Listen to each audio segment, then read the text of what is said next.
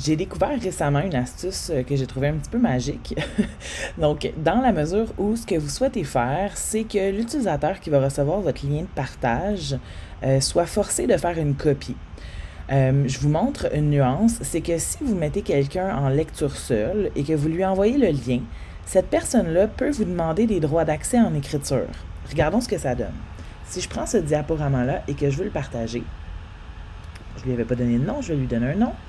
Et là, je vais le partager et je vais le mettre, peu importe ce que je vais changer ici, là, ça n'a pas d'importance, je vais mettre tous les utilisateurs, lecteurs seulement.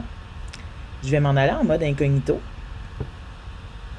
Et donc là, la personne, quelle qu'elle soit, qui va cliquer sur ce lien-là, va entrer en lecture seule. C'est bien écrit ici, lecture seule. Par contre, elle n'a pas l'option de faire une copie parce que, en ce moment, la personne incognito, là, elle n'est pas connectée à son compte. Mais si c'est un individu qui est connecté à son compte, vous allez avoir un bouton ici qui va demander à la personne de demander un accès en écriture.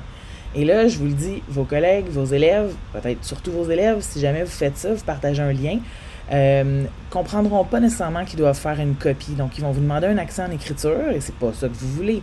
Vous voulez pas qu'ils jouent dans votre original, vous voudriez qu'ils se fassent une copie à eux. Mais recevoir des demandes d'accès en écriture, vous allez peut-être trouver ça un peu agressant parce que ça, c'est un courriel qui vous est envoyé. Alors, pour contourner ça, voici le petit truc magique qui fonctionne autant avec un Docs, un Sheets et un Slide. Et vous allez vous trouver vraiment geek informatique. Donc, vous allez aller changer l'URL et en ce moment, il est en Edit Sharing. Vous allez changer ça pour mettre Copie et vous allez voir ce que ça va donner. Vous voyez ce que la personne va voir, elle ne pourra même pas entrer dans le document. D'abord, au préalable, elle va devoir se faire une copie. Donc, faisons-le. Créer une copie. Alors maintenant, l'individu, qui est un autre compte, qui n'est pas mon compte, a créé une copie de quiz de révision, est rentré dedans. Donc, il n'est pas venu me demander une demande d'accès en écriture.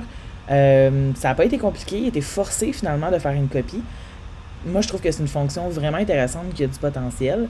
À ne pas mélanger, par exemple, avec les travaux que vous allez déposer dans Classroom. Là. Ça, c'est sûr que les paramètres sont déjà là pour faire une copie par élève. Là.